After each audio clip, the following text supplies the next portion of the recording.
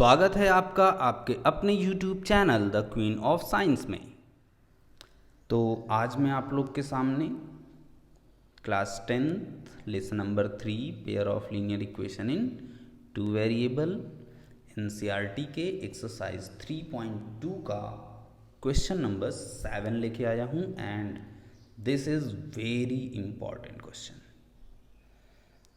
Means आप ये कह सकते हैं कि 4 नंबर में ऐसे क्वेश्चंस बोर्ड एग्ज़ाम्स में पूछे जाते हैं, ठीक है ना। तो ये बहुत अच्छा बहुत इम्पॉर्टेंट क्वेश्चन है क्योंकि इस क्वेश्चन में कहीं कहीं पे ऐसे नए कॉन्सेप्ट्स हैं जो कि हमें पहले से अभी तक कभी भी पता नहीं थे, ठीक। तो क्वेश्चन को हम पहले रीड कर लेते हैं। मैं आपको एक सजेशन अभी देना चाहता हूँ सभी लोगों को। मैथमेटिक्स में क्वेश्चन को रीड करना ये सबसे इम्पॉर्टेंट पार्ट होता है। जो लोग क्वेश्चंस रीड नहीं करते वो लोग मैथमेटिक्स सब्जेक्ट प्रॉपरली कभी भी हैंडल नहीं कर सकते। आपका मैथमेटिक्स में कभी भी इंटरेस्ट ही नहीं क्रिएट होगा। तो देखिए क्वेश्चन क्या है। क्वेश्चन है आपका कि draw the graph of the equation x minus y plus 1 equals to 0 and 3x plus 2y minus 12 equals to 0. Determine the coordinates of the vertices of the triangle। देखिए ये जो लैंग्वेज आ रही है यही नई लैंग्वेज है। Determine the coordinates of the vertices of the triangle formed by these lines and the x-axis and set the triangular region। ठीक है, क्वेश्चन को आपने पढ़ लिया पूरा। तो क्वेश्चन में हमारा जो पहला काम है वो ये है कि draw the graph of the equation. इन दोनों इक्वेशंस का हमें ग्राफ ड्रॉ करना है। अब इन दोनों इक्वेशंस का अगर हमें ग्राफ ड्रॉ करना है तो उसके लिए हमें जो सबसे मेन काम करना पड़ेगा वो पहले अपनी दोनों ही इक्वेशंस के रिगार्डिंग टेबल बनानी पड़ेगी, जहाँ से कि हम क्या निकालेंगे, कोऑर्डिनेट्स निकालेंगे, ठीक है। तो अब आप देखिए कि वो कोऑर्डिनेट्स हमने कैसे निकाले। ये हमारी पहली इक्वेशन है x minus Y plus 1 equals to 0। और इस पहली इक्वेशन में यहाँ पे हमने ये एक बॉक्स तैयार किया, एक्स वाई जैसे एज इट इज़ लिखते थे और फिर हमने स्पेस छोड़ दिया 2 पॉइंट्स के लिए। और पहले हम अपने मन से x की वैल्यू कितनी रखेंगे, 0। जब x की वैल्यू यहाँ पे 0 रखेंगे तो सॉल्व करने पे y कितना आ जाएगा, 1। तो पहला कोऑर्डिनेट हो गया 0,1। इसके बाद फिर हम अपने मन से y की वैल्यू को 0 रखेंगे दूसरे वाले पॉइंट में। y की वैल्यू हमने 0 रखी, सॉल्व किया तो x की वैल्यू -1 आ गई। तो सॉल्व यहाँ पे पहले नेक्स्ट कोऑर्डिनेट हो गया हमारा -1, 0। और इन दोनों को ही हम ग्राफ में प्लॉट कर देंगे, ठीक है। फिर दूसरी इक्वेशन हमारे पास है 3x plus 2y minus 12 equals to 0। हमने यहाँ पे भी टेबल एज सेम प्रिपेयर किया। पहले हमने x की वैल्यू अपने मन से 0 ली। जब हम x की वैल्यू अपने मन से यहाँ पे 0 रखेंगे तो 3 का 0 से मल्टीप्लाई 0, ये हट जाएगा। तो ये हो गया 2y माइनस 12 इक्वल्स टू 0। 12 उधर ट्रांसफ़र किया तो 2y इक्वल्स टू 12 और फिर 2 से डिवाइड कर दिया तो y इज इक्वल्स टू 12/2 का मतलब हो गया 6। तो यहाँ पे y की वैल्यू 6 आ गई सॉल्व करने पे, ठीक है। आपको क्या करना है, आप कहीं रफ में कर सकते हैं।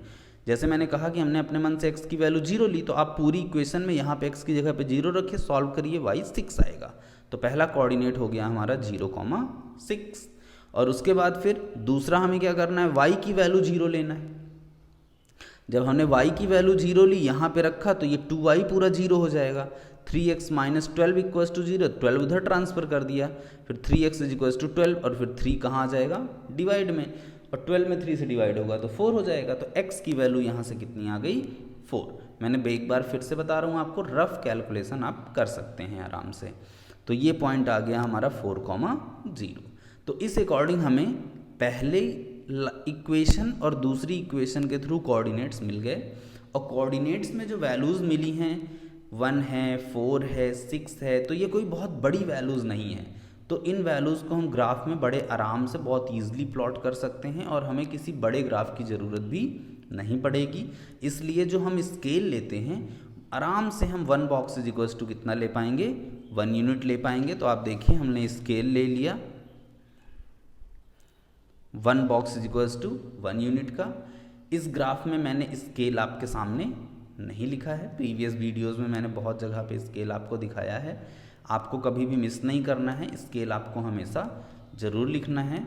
इसमें भी आप ज़रूर से लिखेंगे, मैंने सिर्फ इसलिए नहीं लिखा है क्योंकि यहाँ पे स्केल आपकी नॉर्मल सी है, 1 बॉक्स इज इक्वल्स टू कितना, 1 यूनिट का।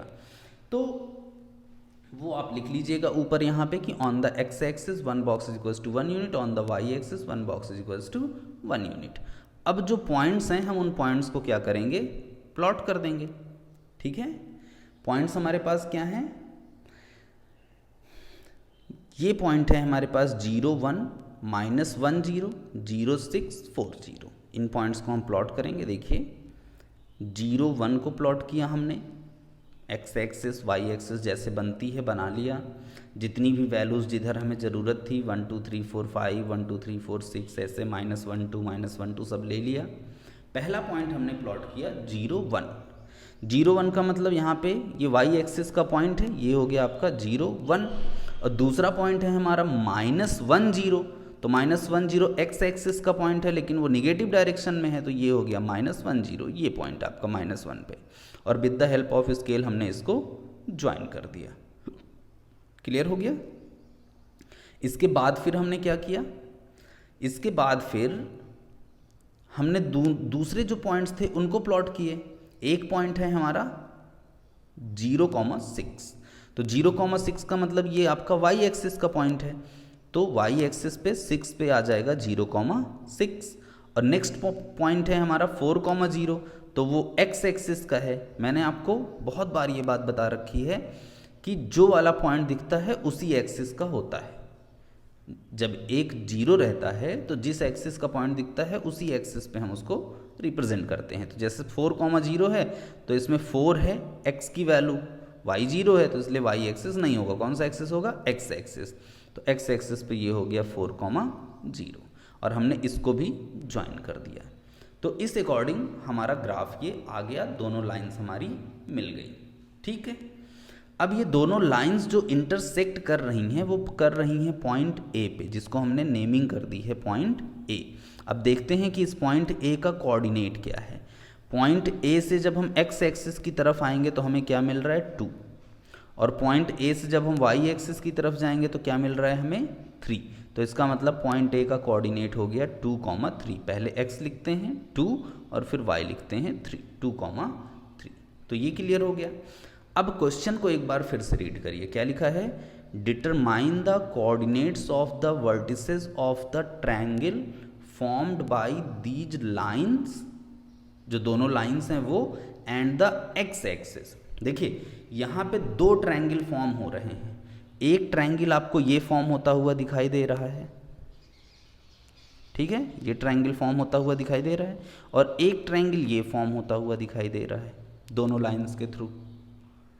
लेकिन ये वाला जो ट्रायंगल फॉर्म होता हुआ दिख रहा है, this is through the Y axis. इस ट्रायंगल को फॉर्म करने में कौन सी एक्सिस हेल्प कर रही है, वाई एक्सिस। और ये वाला जो ट्रायंगल फॉर्म हो रहा है जिस पे मैंने ए बी और सी लिखा है, ये वाला ट्रायंगल, दोनों लाइंस तो हेल्प कर ही रही हैं, इनमें और कौन सा हेल्प कर रहा है, एक्स एक्सिस भी हेल्प कर रहा है यहाँ से यहाँ तक, है कि नहीं। उसने कहा भी क्या है कि determine the coordinate of vertices of the triangle formed by these lines and the X axis. तो हमारा मतलब किससे है, एक्स एक्सिस की हेल्प से और उन लाइन की हेल्प से जो ट्रायंगल बना है, हमारा मतलब उस ट्रायंगल से है। तो यहाँ पे ये हमारा रिक्वायर्ड ट्रायंगल हो गया। ठीक है, मैंने पहले से इसको शेड नहीं किया था ताकि मैं आपको वाई एक्सिस के थ्रू बनने वाला और एक्स एक्सिस के थ्रू बनने वाले दोनों ही ट्रायंगल को दिखा सकूं, और अब मैं इसको शेड भी कर दूंगा थोड़ी देर बाद आपके लिए। लेकिन अब उसने वर्टिसेस पूछे थे, तो वर्टिसेस देखिए, एक तो ये है पॉइंट ए, और एक ये है जिसको हमने पॉइंट बी कहा, और एक ये है जिसको हमने पॉइंट सी कहा। तो ट्रायंगल के वर्टिसेस जो हैं वो हमारे, देखिए लिख दिए मैंने आपके सामने कि coordinate of the vertices of triangle are what, A 2,3, B कितना है -1,0 एंड सी कितना है 4,0। दिख रहा है, ए है 2 3, बी है -1 0 और सी है 4 0।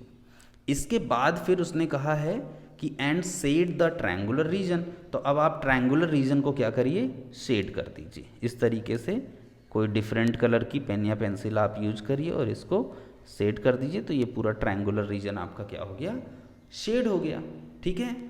अब एक चीज़ मैं आपको इसमें एक एक्स्ट्रा बता दे रहा हूँ, वो इस क्वेश्चन में नहीं पूछा गया है, लेकिन आप जान लीजिए क्योंकि फ्यूचर में वो चीज़ आपसे पूछी जाएगी कि जो ट्रायंगल यहाँ पे आपको ऑब्टेन हुआ, ट्रायंगल ABC, उस ट्रायंगल का एरिया क्या होगा। ये भी आपको आगे चल के क्वेश्चंस में पूछा जाएगा, या जब आप किसी और बुक को कंसल्ट करेंगे, RS Agarwal, RD Sharma, NCERT exemplars, even मैं NCERT एग्जाम्पलर वगैरह जितनी भी बुक्स हैं यहाँ पे करवाऊँगा ही आपको कुछ अगली वीडियोज़ में, बट वहाँ पे एरिया भी पूछा जाएगा आपसे। तो अब आपको इस ट्रायंगल का क्या निकालना है, एरिया। ट्रायंगल के एरिया का फॉर्मूला होता है हाफ बेस इंटू हाइट, ये सभी को पता है, half base into height. Base और हाइट आपको ट्रायंगल से मिलेगी। देखिए इसका बेस आपका यहाँ से यहाँ तक है, B से लेके कहाँ तक, C तक। B से लेके C तक आप नंबर ऑफ बॉक्सेस काउंट करिए, 1 2 3 4 5। इसका मतलब कि ट्रायंगल का बेस हो गया 5। और फिर ट्रायंगल की हाइट, ये जो वर्टेक्स वाला पॉइंट A है, यहाँ से x एक्सिस तक देखिए कितने बॉक्स पड़ रहे हैं, 1 2 3। कितने बॉक्स हैं, 3 बॉक्स। तो इसका मतलब हाइट कितनी हो गई, 3। अब आप इसका एरिया देखिए, area of triangle is equals to half base into height. Half base कितना निकाला था हमने, 5, और हाइट कितनी थी, 3। ओवरऑल सॉल्व किया तो ये हो गया 15/2 स्क्वायर यूनिट। ये इस पूरे क्वेश्चन का पार्ट नहीं था, ये मैंने आपको थोड़ा सा एक्स्ट्रा बताया है। बाकी यहाँ तक पे आपके क्वेश्चन का आंसर और प्लस ग्राफ जो था उसको लगा करके आपका ये क्वेश्चन कंप्लीट हो जाता है। तो इस क्वेश्चन के साथ ये आपकी एक्सरसाइज पूरी कंप्लीट हो गई है। अब आपको मैं कुछ MCQs क्वेश्चंस दे रहा हूँ जिनको कि आप ट्राई करिएगा। अगर वो MCQ क्वेश्चंस आपको नहीं आते हैं, कोई प्रॉब्लम होती है, कोई मिसकॉन्सेप्ट होता है, तो आप मुझसे कमेंट बॉक्स में कमेंट करके इनके आंसर्स पूछ सकते हैं, या जो भी आपकी क्वेरीज होती है, जो भी आपको प्रॉब्लम्स फंसती है, आप उन प्रॉब्लम्स को भी पूछ सकते हैं। ठीक है।